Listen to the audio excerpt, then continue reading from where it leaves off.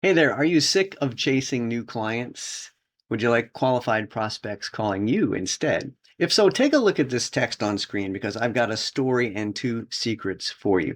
First, the story. I wrote a two-page letter for my client Michael to help him acquire CPA practices. Now, CPAs are calling him to sell, and he no longer has to chase clients thanks to that direct mail piece. Michael told me we were able to produce this evergreen letter that we can mail out anytime and expect responses, which can make us very selective. Of course, he's very happy, as you can imagine. Now, what's the secret behind that letter? Well, there are two secrets, actually. First of all, is secret number one, let your buyers do the selling for you in their own words. As you can see in the text, Michael said, I just got another call from a CPA selling his office. He said exactly the same thing about the letter. So this is not the first call Michael's had, by the way. But here's the critical part. It's in that bottom bubble right here. It says, he said the letter moved me emotionally.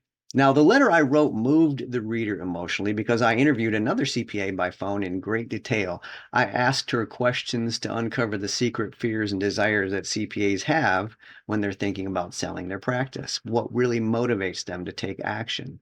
Then I researched what other CPAs are saying in discussion groups online. The goal of all that research is to find out the real words that your prospects are using to describe their fears, their desires, their goals, and their problems. When you find those words, you should sprinkle them all throughout your marketing piece, the headlines, bullet points, even the name of your offer. I call this concept voice of the buyer copywriting. And it's like a secret entrance you can use to crawl inside the minds of your prospects and persuade them to take action. Now, here's secret number two, use real media like direct mail. Because when you make a tangible connection with prospects by sending them a message printed on paper, you automatically increase trust. Because any message that people can touch and feel is more credible than a message they can only see on screen.